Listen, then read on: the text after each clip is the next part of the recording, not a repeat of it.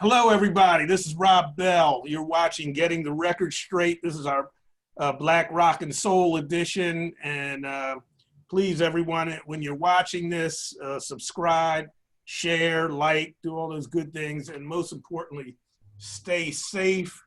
I have to admit this morning, I am a little bit nervous because I have really one of the most brilliant people I have had the pleasure and honor to now meet personally, but also, you know, she's just a super genius as far as I'm concerned. And I've been following her career off and on for, I guess, more than a decade. And so I'm just really excited about having her here to talk with us. As far as I'm concerned, she is the high priestess of poetry. Oh my goodness. Her name is Jessica Care Moore. She's right here with me, as you can see on the screen. Jessica, before I kind of turn things over to you for a bit, let me give you a proper introduction and your background. She is an internationally renowned poet, playwright, performance artist, producer. That's probably half of it. She's the executive producer of Black Women Rock. She's the 2013 recipient of the Alain Locke Award from the Detroit Institute of Arts. She's the author of 5 books, including The Words Don't Fit My Mouth, God Is Not an American, and We Want Our Bodies Back, which I think is the latest thing out, right? Mm-hmm. She is the winner of the Showtime at the Apollo 5 times, and she just informed me the youngest legendary artist from there. She's also been a frequent artist or performer on Def Poetry Jam. I got turned on to her just by accident. It was back in the day. I guess for young people's back in the day, because back in the day for me is like so ancient I can't even say. But in 1997, I came across a collection of album, a CD called Eargasms, Crucial Poetics, and on there was a poem song called My Cage Bird Don't Sing, and that's when I was first introduced to the great Jessica Care Moore. And every black bird ain't a piece of fried chicken. That's the whole title. My cage bird don't sing, and every black bird ain't a piece of fried chicken. But without further ado, how you doing, Jessica? Thanks so much for coming on. I'm blessed. You know, it's I'm blessed. I'm saying greetings and love from the chocolate city of Detroit. Mm-hmm. I'm here home, which has become my studio, which has become my stage, has become my keynote space, and my son's school. So home right now is pretty much everything. It's the spa. It's all the things. It's not the party house, which it has been in the past. So yeah, I'm good. I'm happy to be here and give some of the people that follow your show a glimpse into my world a little bit. And this is Philly, so you know your girl Ursula is over here, and Sonia Sanchez, right? Who I love dearly, who was one of my other mothers. You know, I have other mothers who have helped raise me outside of just my biological mother, and Sonia has raised many of us, and me and Ursula definitely those metaphorical daughters of the Black arts movement, and that's absolutely how I describe myself. You know, I came up. I just came in, I crashed into New York City in 1995 in Brooklyn at the most serendipitous time. You know, I can't really even explain how the stars lined up for me. Mm-hmm. Moving there from Detroit, I didn't know anybody, just my cousin Alexis, who was graduating from NYU. Went to see her graduation. I was working, I'm a journalist by trade. I was studying journalism and political science. I wanted to do world news. So I'm grown enough to know who Carol Simpson is. So I used to admire Carol Simpson when she was on, I believe, ABC News. And I was like, yeah, I want to do that. You know, I want to tell world politics, you know, cover things, international politics. And yeah, in 1994, things kind of shifted for me. My father died, and he was like the center of all the things. Like my daddy was like, and him and I were like this. And so when he passed, things just shifted for me. And me in Detroit, the love affair I had with my city didn't go away, but I just didn't want to be here anymore. And so I left and I moved to Brooklyn in search of poems, searching for poets. And I found them. I found poets like Reggie Gaines and Tony Medina, Willie Perdomo, Asha Bandeli, Saul Williams, Sharif Simmons, people who became, some of them my friends, one of them my husband, my first husband.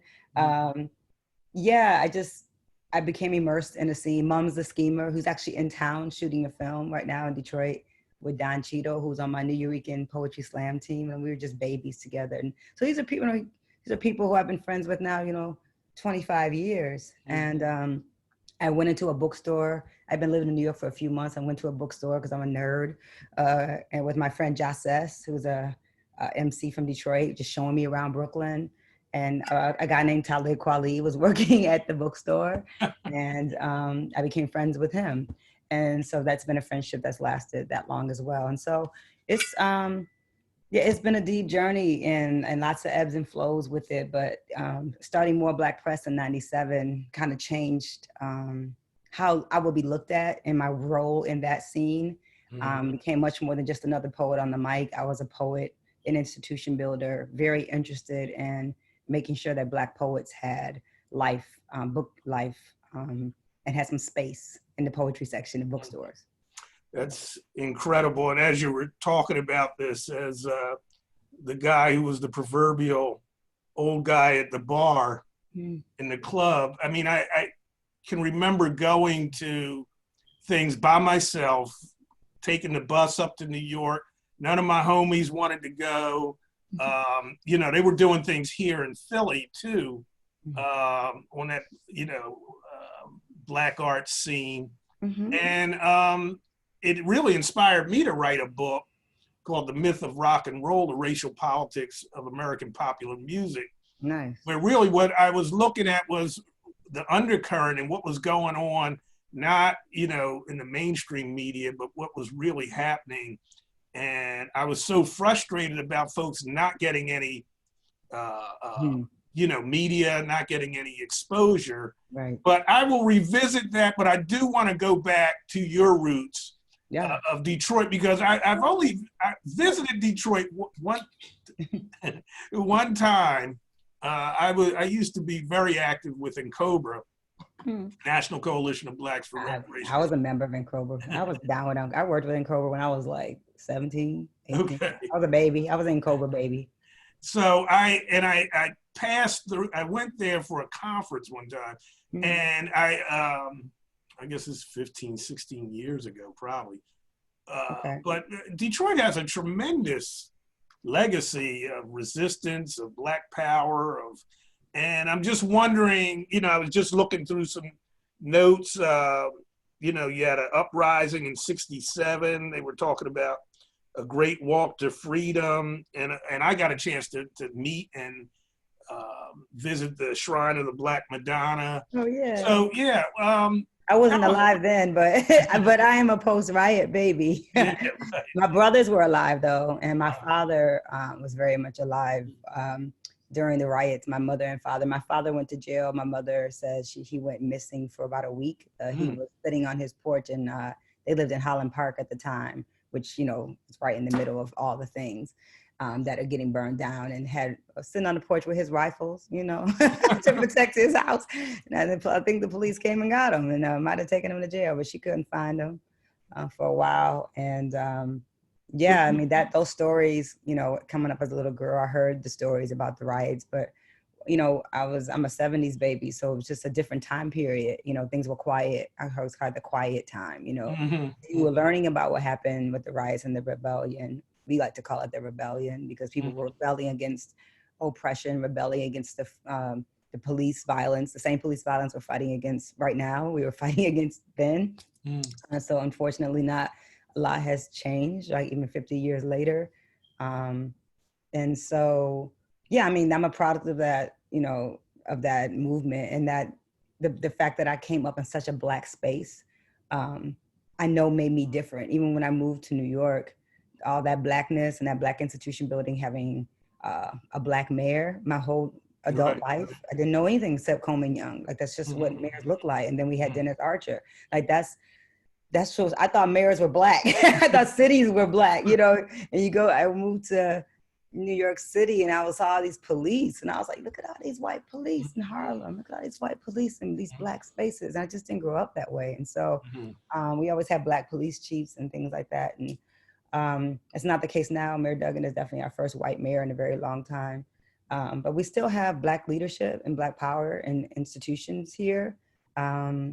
And black ownership and black businesses. We created the black middle class. You know, I live in a really beautiful historic black neighborhood called Boston Edison, which is one of the many beautiful neighborhoods that they don't talk about in Detroit, like Palmer Woods, Sherwood Forest, Rosedale Park. I mean, even the neighborhood where I grew up on Ward and Tireman was a gorgeous, beautiful tree-lined working class block full of black and brown kids with I'm actually writing about my street, Ward Street now, and I'm writing a young adult novel in verse about my block, because I grew up on the border of Dearborn, Michigan. And if you're familiar with Dearborn, you know, that's the largest Arab population outside of the Middle East is right here. Is it really? Okay. Detroit. Yeah, we have the biggest masjid in the country.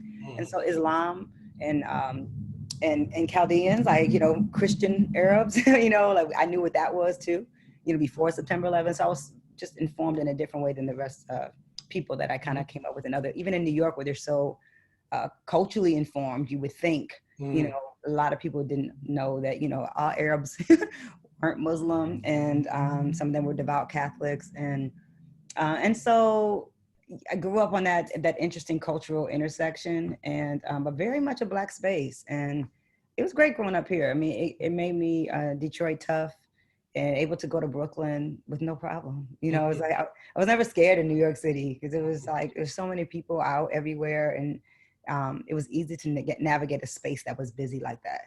And I know how to put that Detroit face on, like, I'm the one that might hurt you. So do not come this way on the train. You learn that, you know. So, yeah. So, all right, well, let's jump ahead. So we're in New York, and, you know, as an artist there, like I said, I hear this album, Eargasms. I hear this Sweetest Revolutionary, and those kinds of things. So tell us about that. Like I said, you know, I was concerned.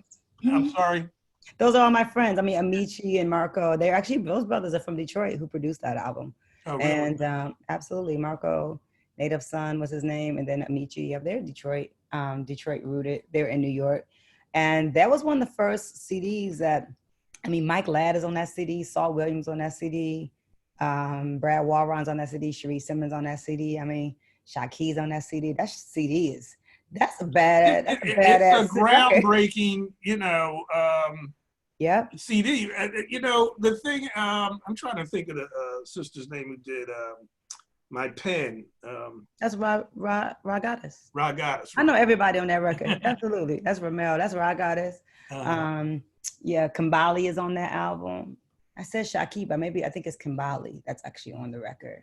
I know Kimbali's on. Yes, Kimbali's on the record. So I mean, Jasiri, I think Moms is on there. Yeah, Vibe Chameleons. It's gangster. I mean, it's absolutely one of those CDs. We need to do a concert, you know, I think, and like revisit that. I should reach out to the producers and figure out how to do an anniversary, you know, performance of that, because it was groundbreaking in that people weren't really checking for poets in that way, not the contemporary ones. But the 90s art scene in New York City was profound. It was layered with talent. And it wasn't just for me literary. So I was running around with, which is why Black on Rock ended up happening for me years later, why I created Black on Rock, because I was running around with like Timur, you know, I saw Timur Kali, you know, this Afro-punk Geechee goddess do mosh pits. And, you know, I was in a band with Greg Tate called Medusa Oblongata. So it was like me, Lisa Jesse Peterson, and Sharif Simmons. We were like, there were like 3 poets, 3 guitar players, 5 horns, 2 drummers. Like it was a time when like artists were actually making art and coming together to make music and art for art's sake. Like I never experienced that in Detroit. In Detroit, it was like, I'm writing a poem because I have to say something and I got to move something. We got to push this boulder out the way. And in New York, it gave me the freedom to actually open up a little bit and become an artist and think more openly, like, okay, it's not just, you know, activism. Like, let me figure out how to make something beautiful. Let me figure out how to collaborate. And I became a consummate collaborator in New York City. And I'm one now. Like, I love collaborations, which is why I do a lot of work with other musicians and producers and things, because I love the collaboration process. So I was on the music scene. I was on the Black rock scene too, you know. You know, it sounds so reminiscent though of the late 60s and 70s. Very similar. That I came of age and it was in college at that time. And and I guess that's one of the things that made me gravitate towards that happening in the late 90s was I could relate to so much of what I saw going on. You know, I spoke to Lamar Manson, actually had him on. Black Ice, and he was describing that what was going on in Philly, and then you know he was traveling up to New York, and he's lovely. He's my dear friend. Yeah, he's amazing too. Yeah, he just sent me a poem he just wrote. He got commissioned to write some poem, and it was really good. And I gave him some good feedback on it. But we've been friends a long time. We met during the Def Poetry Jam days. I think it was like when I was I was one of the poets that Danny and had chosen to be one of the people to represent what this thing could look like. So, I think he's down here now too. No, he's absolutely. He owns a gallery there. Rush Arts is there. Rush Arts Gallery is absolutely there. He's lovely, man. So yeah, Danny. So I met Black Ice, I think, at the Soul Cafe or something. He was there, and I didn't know who he was. I think India Irie was there. It was some event we all ended up being at. But we got very close because him and I were the two of the poets that were flown into the U.S. Comedy Festival in Aspen, which was amazing. Dave Chappelle was there. All the Wayans brothers, the entire Wayans family was having an anniversary there. So it was like huge. You know, Cedric the Entertainer was there. Stan Lathan was directing us, and it was our showcase to show people like, okay, in this middle of this U.S. Comedy Festival, this is this thing called poetry that y'all know. You know, y'all ain't seen it like this, and we were one of the poets who, some of the poets who helped get it picked up, to be honest, you know, and I think Danny would say that himself for sure. We helped lay the groundwork for people understanding it. And I mean, everybody was there. I think George Lucas was in our audience. Just craziness. It was great. And everyone was talking about the poets during the U.S. Comedy Festival. It was bananas. And then Def Poetry Jam ended up getting a deal. And I did three of the seasons or something like that. It was a cool run, you know, and I tried to get every poet I know on it. So I got all my poets on my press on it. I made sure that, you know, it wasn't just from Brooklyn, New York. So I did my job as not a paid consultant, but a willing participant in helping them be great and trying to give names of people that they may not have known about. I spent some time, at that point I was living in Atlanta, Georgia. I moved and left New York I got married and moved to Atlanta in 2000. With my son Omari and my first husband Sharif. And so I got very connected to the Atlanta artists, which is how I met Divinity Rocks, Yazara, you know, got closer to Deion Ferris, and Joy was there. And so when I started, you know, Black and Rock in Atlanta, which was in 2004, that's, you know, I knew I already had a wealth of information about Black women in rock and roll and contemporary women who were making music from being in New York City and being around sisters like Imani Azuri and Timur Kali and countless other women who were on Danny G, who are on the scene doing like music that was like, you know, not going to be radio friendly, like urban radio wasn't going to play it. White boy radio stations weren't going to play it. So there were these amazing alien geniuses, right, who had no space and even at the National Black Arts Festival, I was a young producer then, and I was told, you know, talk to them about, you know, doing this rock concert. And I was very different for the National Black Arts Festival. They were fantastic with literature and theater and dance, but rock and roll wasn't necessarily something and lots of Black arts festivals don't have rock and roll on the agenda. But to me, it was such an important thing to push. And they gave me the space. And we did that first Black and Rock show at the Variety Playhouse in Atlanta, Georgia. And we tore that mug down, you know. And I brought in Afro Punk, the film, James Spooner, and I brought in the director. And we had to talk about race and inclusion in rock and roll. And so I became this poet in the middle of a rock and roll movement that I can't believe 16 years later is still here. It's our first time not having a concert, was in 2020. And we're heartbroken. I'm actually missing these women in a very deep way right now. Like I really miss them. Some of them, you know, Jackie Vincent, Sate, Stephanie Christian, you know, all of them, you know, either Yazara, Kimberly Nicole, Martha Redbone. I mean, these women are phenoms, and they deserve more attention, more media. Black folks need to pay them more attention. You know, it's unfortunate. But what I have in common with them is that, you know, we're famous, right? And not in a Beyonce, you know, Jim Carrey pop star kind of way, but famous in our own right, the same way Gil Scott-Heron was famous. But either you knew Gil Scott-Heron or you missed it. Well, I'm honored to say I didn't miss it. I didn't miss Gil. He was a legend, and Absolutely. And isn't legend more interesting than famous? You know, like famous is so stupid. Famous is so stupid. Yeah. It doesn't mean anything to be famous. What it means is like, what was your legacy? What did you create? That's interesting. No question. Now, do you find that you get you and, you know, artists like you get, how are you received overseas in Europe, Asia, South America?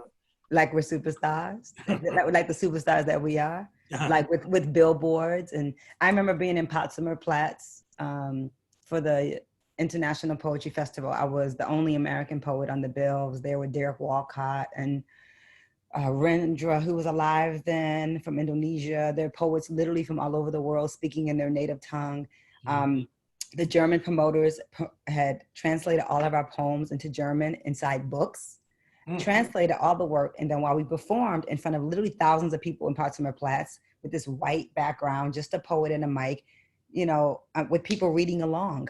It was like a Prince concert with books. It was just absolutely out of control.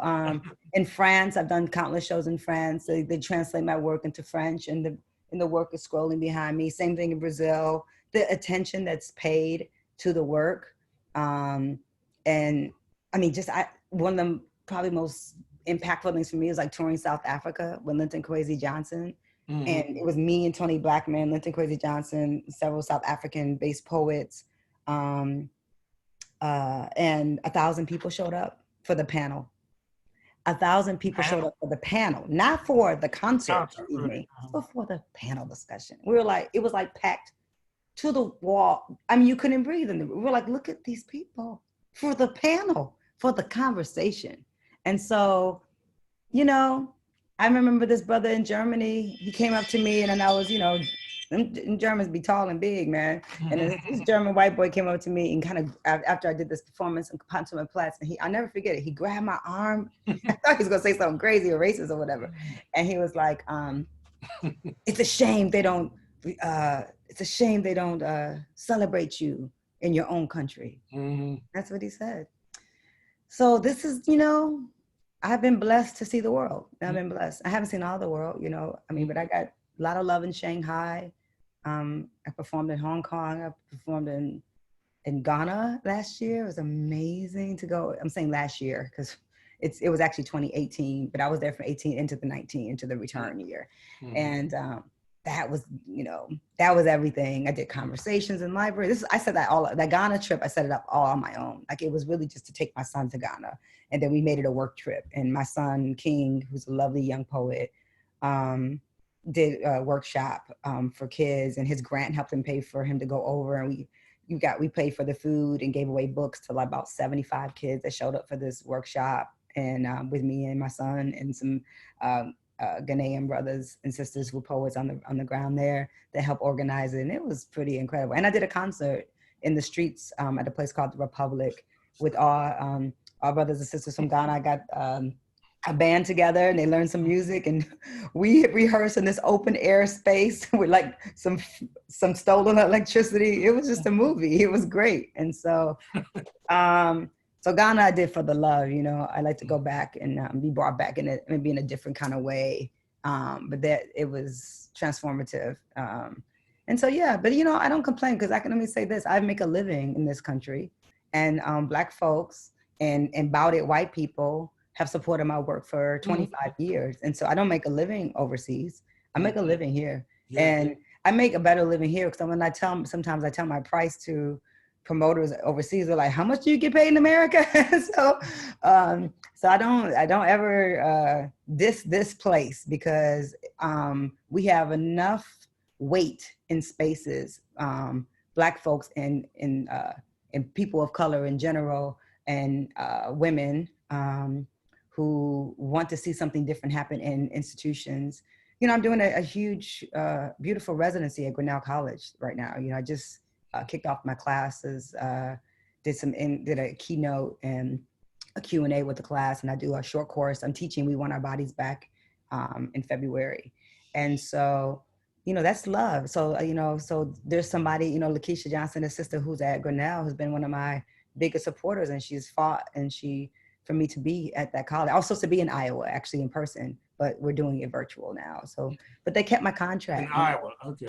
Yeah, Grinnell College in Iowa. You know, hey, shout out to the rowdy people in Iowa. Like, you know, but this sister Lakeisha, you know, she's been bringing me places for 20 years. Anywhere she is, she brings me to campus. And I've made a living, early on in my early 20s, I made most of my living on college and university campuses is how I got by. And things change. You know, actually when Def Poetry Jam and things like that happened, the market went for people like me or like Saul and different poets who were making a living, because then you had younger poets who show up for $500 or they're just happy to be in Miami. And at that point I was like, nah, that's not me. I was like, I'm not coming for $500 in a hotel. Like, I'm not excited. I'm not, you know, and then once I was busy being a mom. So me leaving my son Omari, I remember my son Omari looking at me one time, because I used to just be February, March, I would just be nonstop. And he would look at me and say, and I just gotten home. Because I would do tours, like I would do a date and then come back home. I wouldn't want to be, some people like, you know, they'd stay on the road. I never, you know, wanted that. I wanted to go home. So do the gig, come home. And so for me, like to leave my son, even now I have to, you know, leave King, but he's gotten used to it and he's been all over the country and the world with me. So, you know, you make it a part of the journey. But yeah, and not for $500, you don't. Hey, I didn't ask you this before we started the interview, but do you have anything you can read for us? Any poetry right on? I have a few books. I've written some books. First God is Not an American. I have that. You sent that to me. This is one of my favorite books. Like the only book that I like better than this book is We Want Our Bodies Back. It's just We Want Our Bodies Back is just edited. Brad Walron, who's a poet, I'm going to be publishing his book Everywhere Alien. It was supposed to come out this year. We're putting it out early in 21 because of COVID. So more Black press is trying to push along. And but this was my favorite book for a long, long time. And so I don't know, maybe I read from God is Not an American. Any theme, any care, don't care, just read something, anything? You do your thing. Okay. Oh, here's a short, I'll read 2 poems. I'll read this little short one because I like a huge, huge Richard Pryor fan. So for Richard Pryor, in my house, we didn't hide your records. They were displayed and regularly played, usually on the record player, on the basement bar, where my brothers played pool. I listened from the steps. It sounded like my daddy cussing, only funnier. I love Richard Pryor. So that's just something I never read. And then I'll find something more. It's nice to read from this book. I've been reading We Want Our Bodies Back kind of nonstop. And so it's nice to read poems that I wrote at a different time in my life. And this is a good one. This is a good poem. Petition poem is a good poem. Look at me looking through my book like an old lady. But I promise. Okay, here we go. So this is a poem I wrote. I think I was pregnant with King and I'd gone to the post office and I fell at the post office. I was pregnant. I passed out in the post office. There was, I never got sick during my pregnancy except when I went to the post office, smells, like there was some kind of smell that they had mopped something crazy with. And I fell out. And then I wrote this poem called Petition because even throughout my pregnancy, like I never stopped working.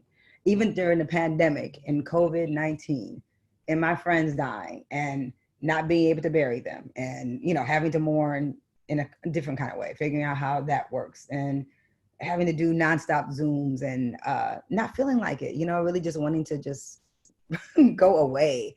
And and the work never stops. And so this is called Petition for a National Holiday to honor the achievements of American women, or who in the hell else deserves a day off more than us? Because I felt like, I think it was one day I went to the post office, and because I'm always feeling, More Black Press was popping, I was filling book orders all the time. So I was living at the post office.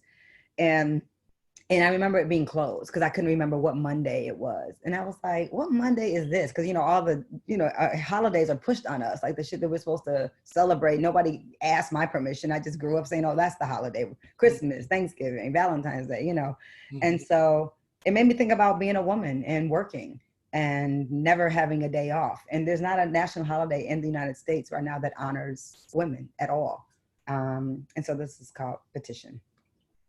This poem is a petition. Please sign and move along. Columbus got one and Macy's has a white sale. Washington and all the US presidents, but not his African mistress, not his Black daughters. There's that one day they give thanks for the genocide of Native Americans and eat turkey. Even Jesus can't have his own day. He has to share with some imaginary fat man in a red suit who only visits the rich annually. Finally, and with much resistance, they let us have a day for Martin, but even Martin Luther King had help. If anybody deserves a day off, as a Black woman. I'm not talking about a day that'll shout us out a token day recognition like Secretary's Day, something cute to add to the calendar. When I wake up on this morning, on this day, I want some shit to shut down. I don't want the mail to run. I want all the rebels to have a moment of silence in honor of Harriet Tubman. I want Sojourner Truth's name to be written in Swahili summer clouds. I want the original Statue of Liberty returned back to her original African self.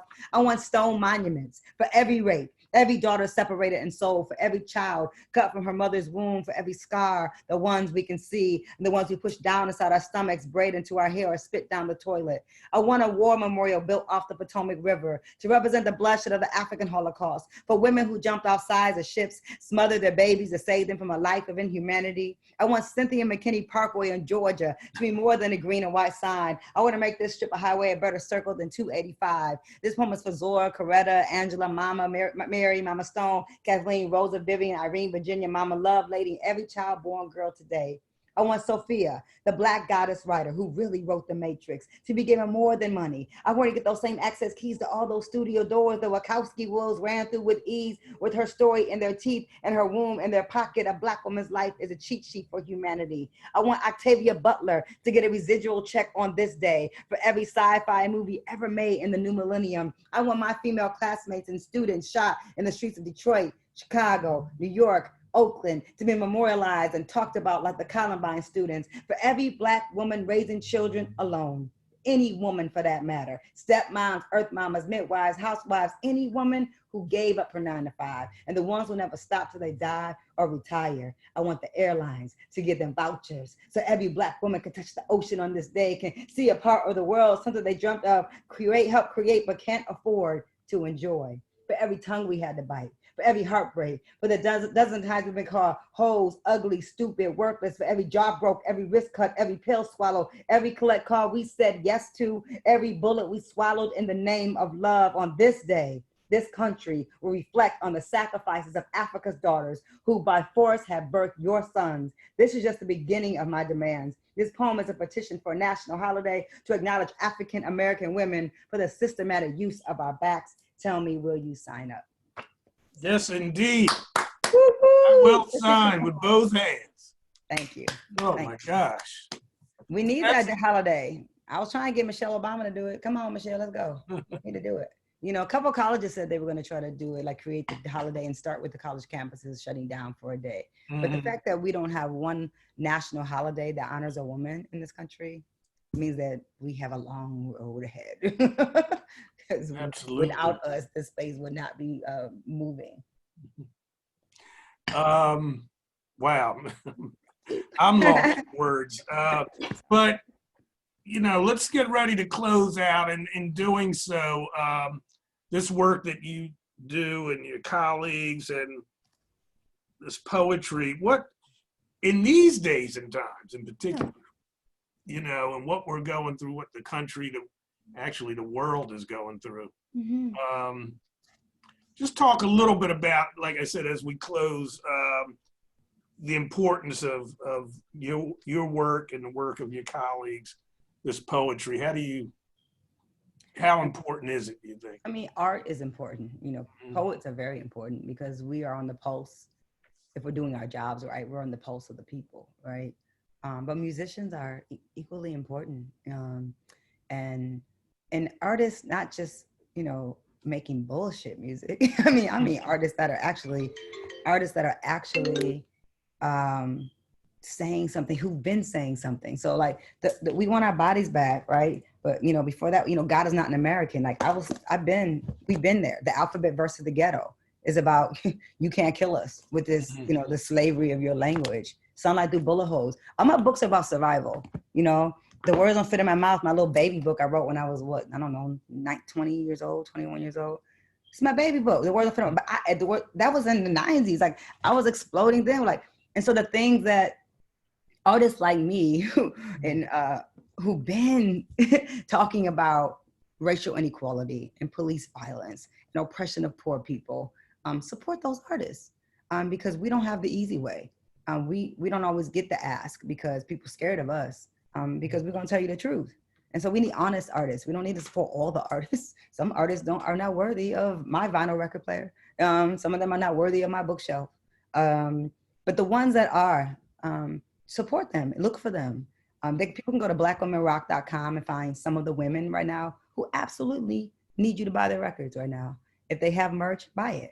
Buy their t-shirts, buy their books. Thank you for being one of those people that buys merch from artists. Like those people that like have bought my books and vinyl records and CDs during this pandemic. I mean, I have people buying things for me that I know already have my things, right? That we want our bodies back. It's important to get that book, but that money doesn't go directly to me. It goes to my publishing house, right? So it's a different kind of deal.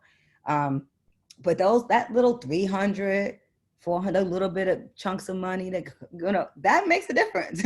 That's a bill. And so just don't forget about artists who haven't never forgotten about their community. And I like artists that love their community should be rewarded by the community showing up for them.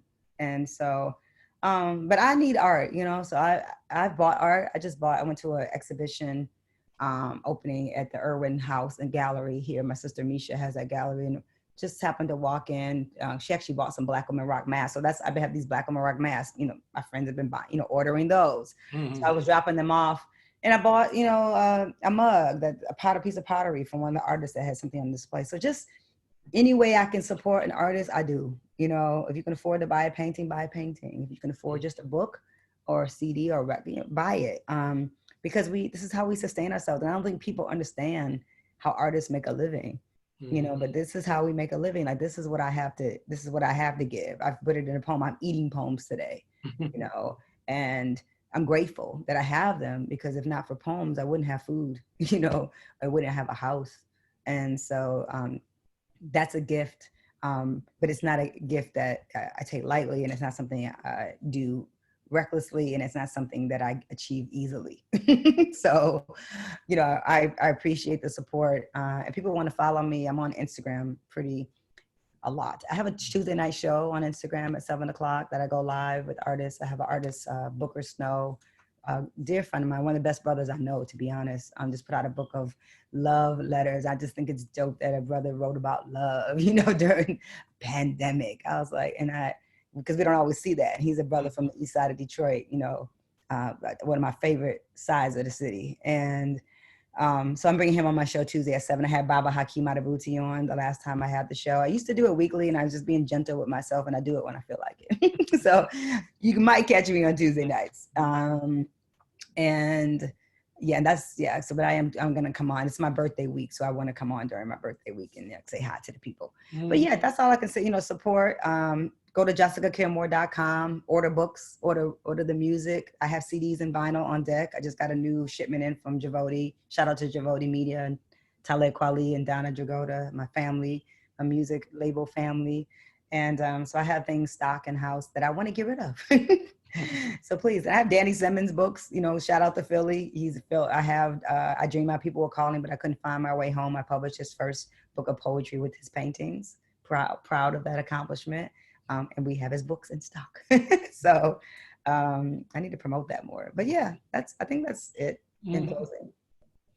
Well, and drink your lemon water. Drink your lemon water. It's important. But thanks so much. Like I said, you're just amazing. Thank you. I appreciate the time. And one more time, give your website or Instagram or. Yes, my Instagram, everything is my name. So Jessica Care-Moore. I'm on Jessica Care-Moore on Twitter. On Instagram, you can find me. It's a picture of me riding a horse in Detroit. And so I'm on Facebook, but I'm on Instagram more.